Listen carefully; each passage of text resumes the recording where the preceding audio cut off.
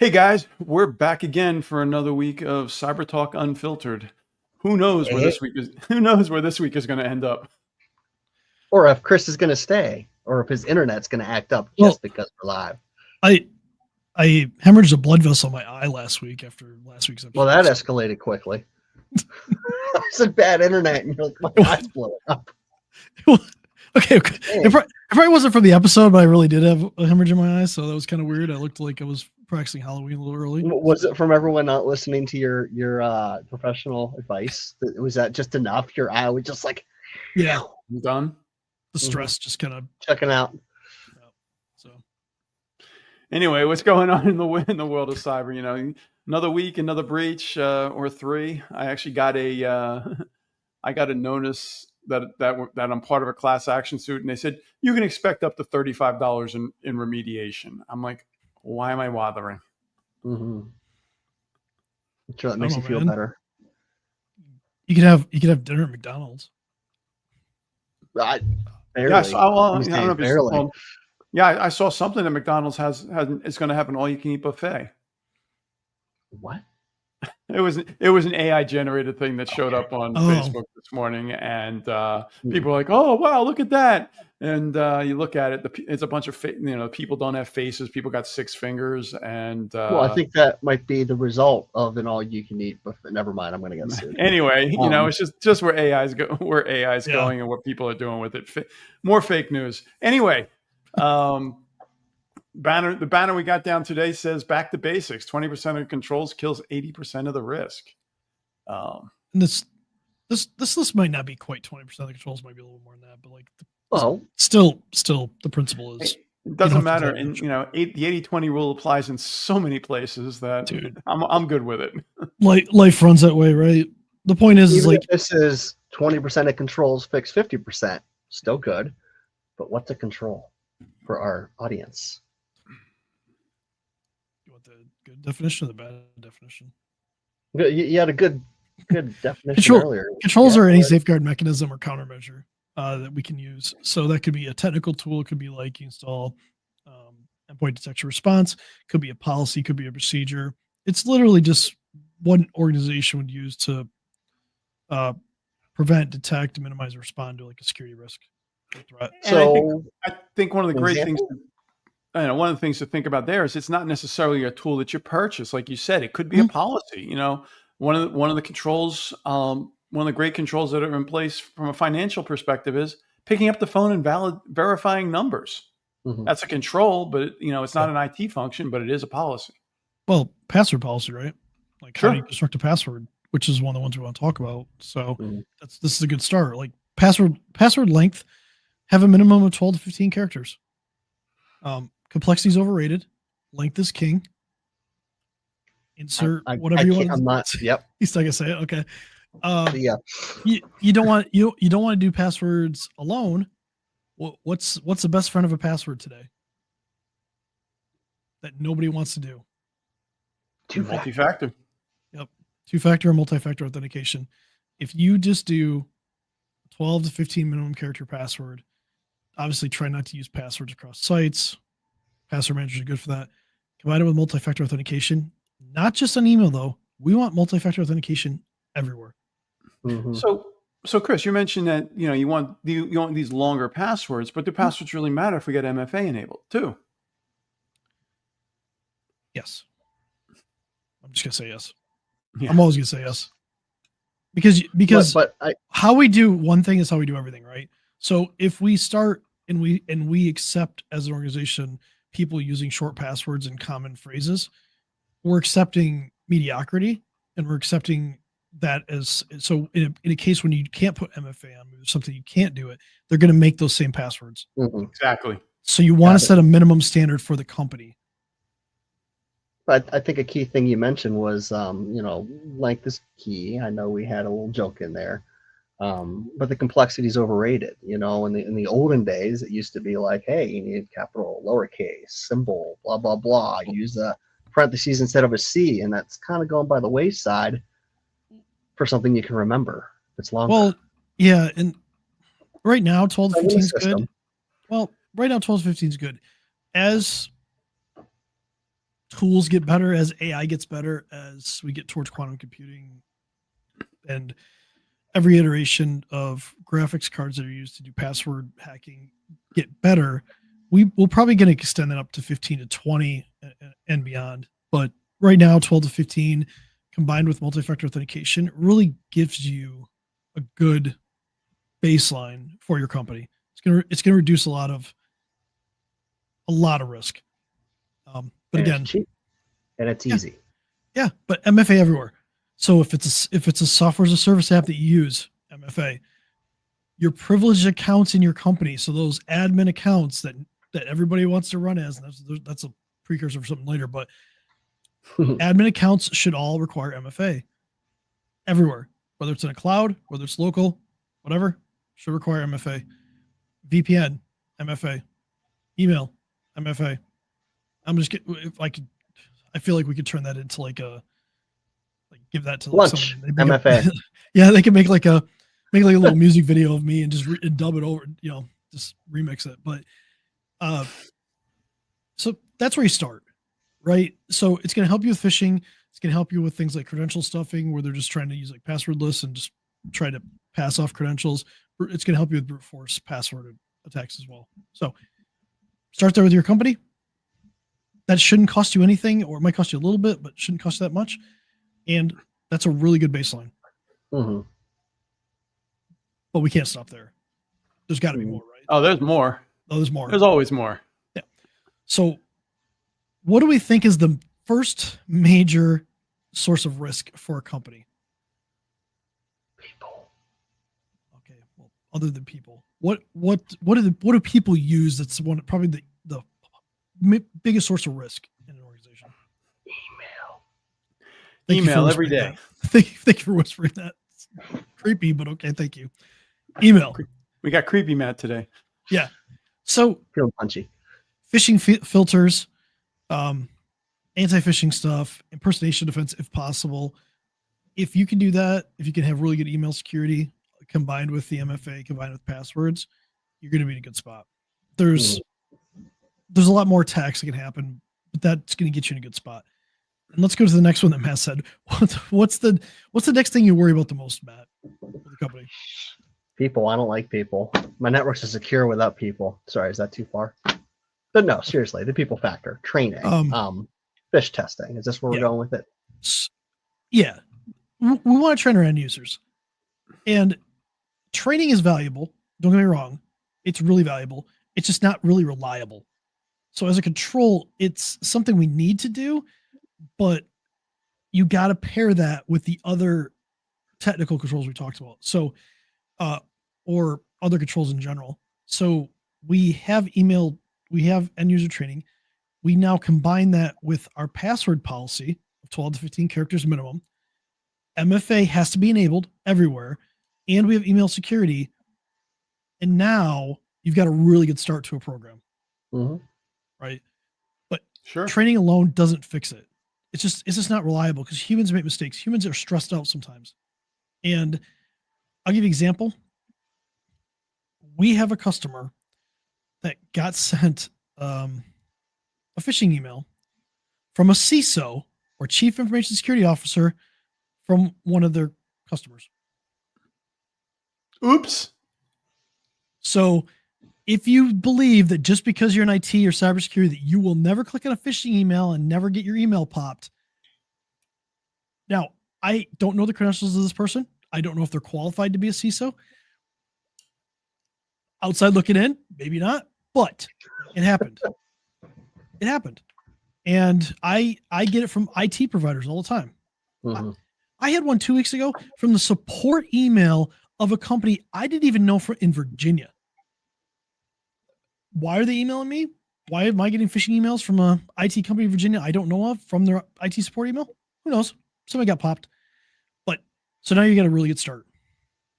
So let's skip the next one. We have a list here, not in any particular order, but I think the first four that we talked about, really good start for anybody. And that really shouldn't cost you that much. Let's talk about patching and vulnerability management. it's patching is relatively cheap, right? Windows can patch itself, and I know we all hate Windows updates because sometimes random problems will happen from them, but they are important. Yeah, and they're not optional anymore. It's like, people are like, oh, I'm just gonna run with it. No, it's got to do it. And then we still got people that are on Windows 10. So that's a whole other conversation that we need to have. It's like you can't patch past Windows 10 anymore. You're going to have to go upgrade and probably buy a new computer. Well, you could buy 35 days. That's it. You could buy the ESU. You could spend $61 for the first year and buy the ESU, which it'll probably double next year. So, and that's just a extension of security updates. Like basically, they'll give you security updates for another year, but it's gonna cost you $61 per computer. And then the history says they're probably gonna double it next year. So, is it really worth an old computer keep investing that much money just to have Windows get patched? Probably not. So you probably should think about a replacement. But vulnerabilities are another one, right? We see this all the time. Look at how many firewalls are getting popped with vulnerabilities, VPNs, things like that. You really got to be looking for this stuff.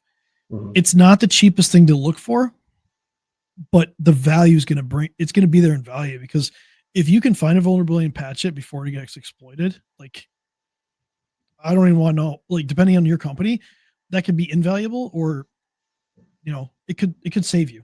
Right. So we had somebody come along. They had some third party that was managing their firewall, and it was one of the known. They got popped by one of the known vulnerabilities with the VPNs last year, and wound up experiencing a ransomware event that showed up on a dark website.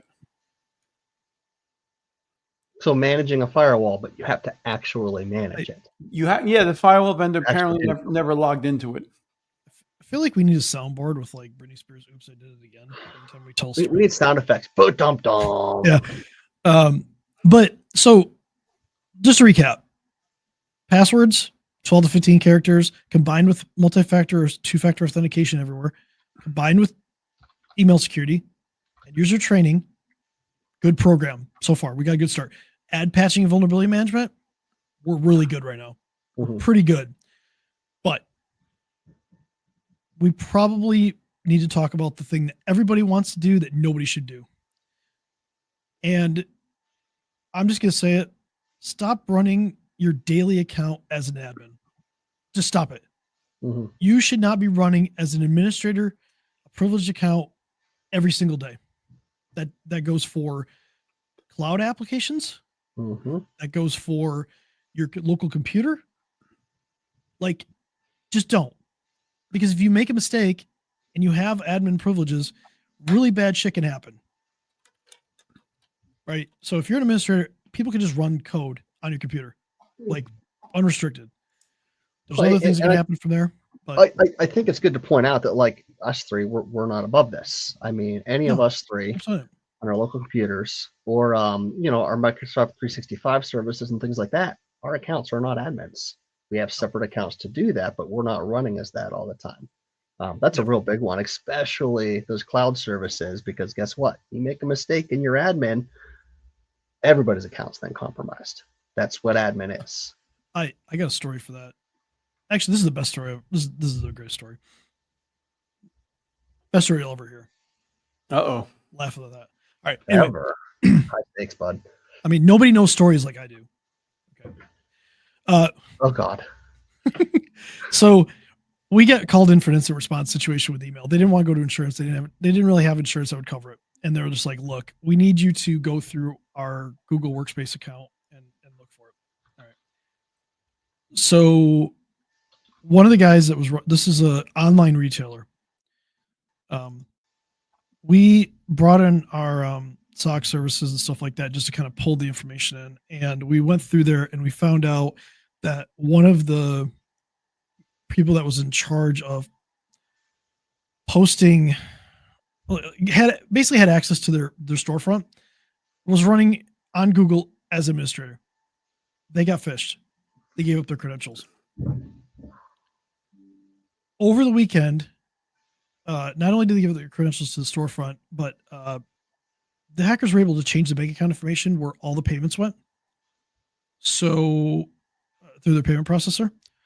Their entire weekend got siphoned off to a account that they didn't know about on a holiday weekend, and they lost something like $20,000 worth of sales for small business.